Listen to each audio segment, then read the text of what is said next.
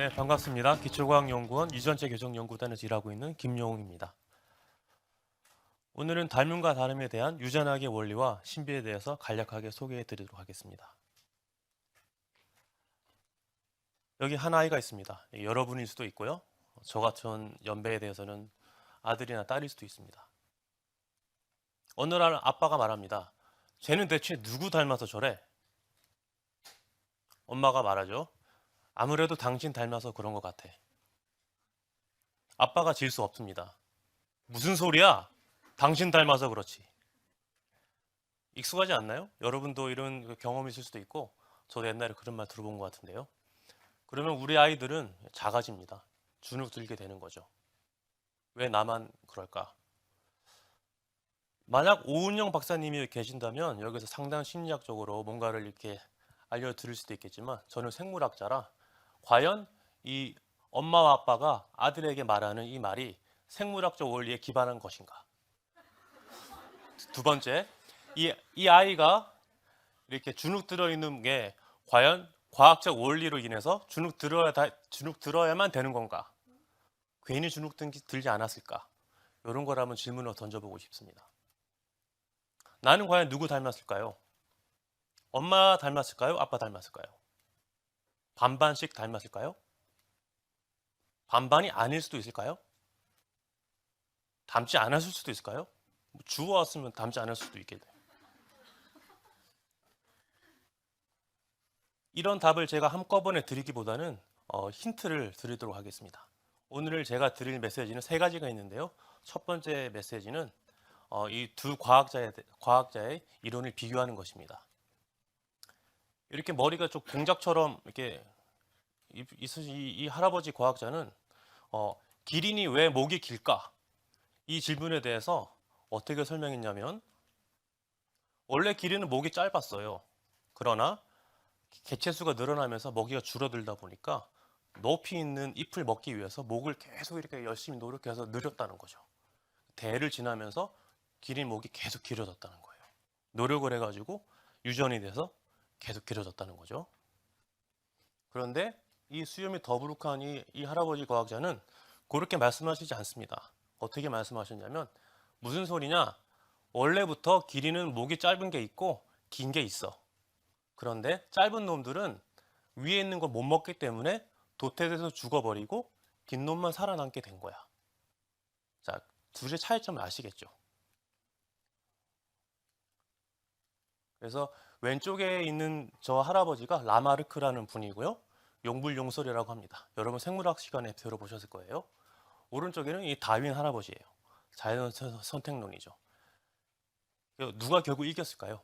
오른쪽이 이겼습니다. 다윈의 진화론.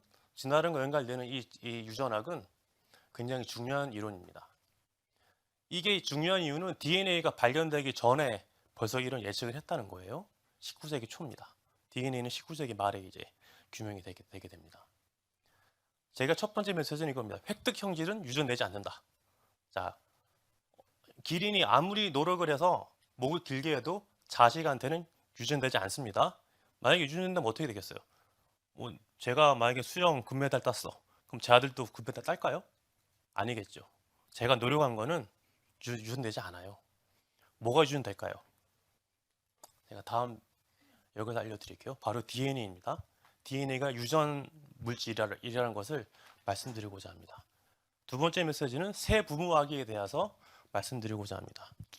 우리 몸에는 두 가지 DNA가 있어요. 원래 이 그림은 잘 아시겠죠? 엄마랑 아빠 사이에서 아기가 나와요. 너무 익숙한 것인데 몇 년 전부터는 세부모아기가 있습니다. 엄마가 둘이에요. 왜 엄마가 둘이냐? 이게 무슨 말이냐? 이게 이해할 수 있겠지만 여기에 숨어진 원리는 DNA입니다. DNA가 유전 물질이라고 그랬죠. DNA는 핵 안에도 존재하지만 핵 세포 안에 있는 미토콘드리아라는 데에도 DNA가 있어요.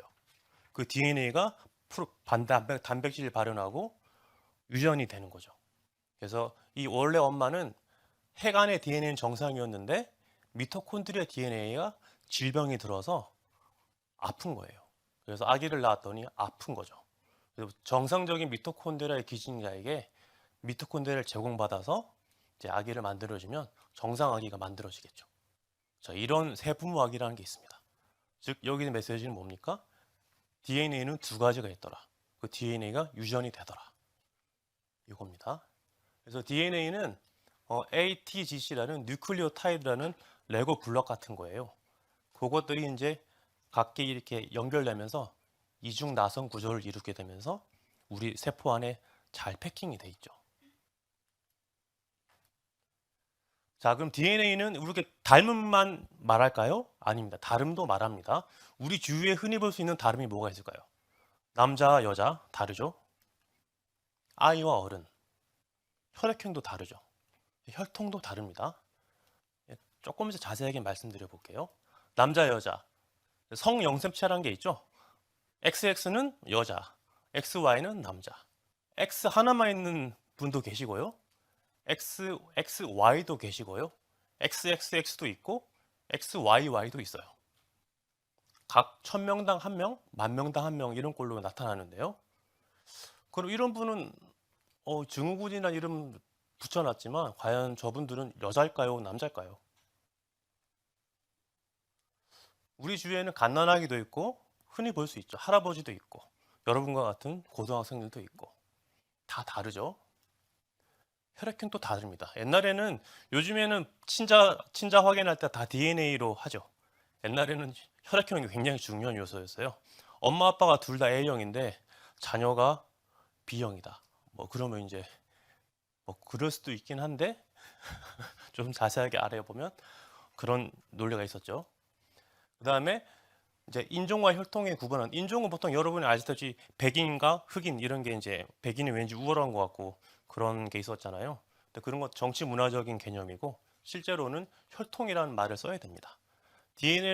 백인들의 DNA를 다 조사해 보니까 다 다르더란 거죠. 백인 DNA, 흑인 DNA가 따로 있는 게 아니라 각 어느 지역 출신인지 따라서 DNA가 다르더라. 그래서 혈통이란 말을 사용하는 게 더 옳다. 이런 걸 말씀드리고 싶습니다. 즉, 이 모든 것들이 다 DNA에 의해서 이제 이루어지는 건데요. 방금 전에 두 슬라이드에 보셨듯이 DNA는 닮음도 유도하지만 이렇게 다름도 유도합니다. 즉, 다이버시티, 다양성도 DNA가 만드는 것이죠. 그래서 이 모든 게 DNA에서 시작하는 것인데요. 이 조그만 세포 안에 핵안에 염색체로 DNA가 존재합니다. 이 DNA의 어떤 부분은 진, 유전자를 코딩하는 데가 있고 아닌 데가 있고 이렇게 되는 거죠. 이 DNA가 얼마나 기냐면요. 일렬로 쭉 늘리면 2m 정도 된다고 합니다. 이런 DNA를 막 다루는 기술이 최근에 많이 발견이 됐어요. 유전자 가위라는 거에서 크리스퍼 캐스9이라는 시스템에서 유전자를 이렇게 교정을 하게 됩니다. 제가 유전체 교정 연구단에서 일하고 있고요. 원하는 DNA를 타겟팅해서 변경시킬 수 있는 능력이 있습니다. 그래서 사람에게서 실험을 할 수가 없겠죠. 동물들을 사용하는데요. 초파리나 물고기, 생쥐, 침팬지 같은 게 있어요. 생쥐가 가장 실험하기에 용이합니다. 왜? 포유류죠. 그리고 임신을 3주밖에 안 해요. 수명이 2년 반밖에 안 돼요. 그래서 인간이 한 80살 산다면 2년 반 안에 인간의 모든 걸 다 볼 수가 있겠죠. 그래도 가격이 싸요. 몇만 원 안 해요. 그렇기 때문에 생쥐를 많이 하고 제가 일하는 연구단도 마우스 유전학을 주로 하고 있습니다. 이렇게 초록색으로 보이는 헐크처럼 이런 초록색 마우스도 만들 수 있고요. 눈과 귀만 초록색으로 만들 수도 있고요. 털이 안 나게 만들 수도 있습니다. 털이 알록달록하게 만들 수도 있고요. 즉 원하는 유전자를 골라서 없앨 수도 있고 어떤 조직, 눈에서만 어떤 유전자를 없앨 수도 있고 그다음에 언제 배아 상태가 아니라 성인 됐을 때만 유전자를 없앨 수도 있어요. 그런 유전자에 조작하면서 연구하는 학문을 유전학이라고 합니다. 제 발표는 여기까지입니다. 감사합니다.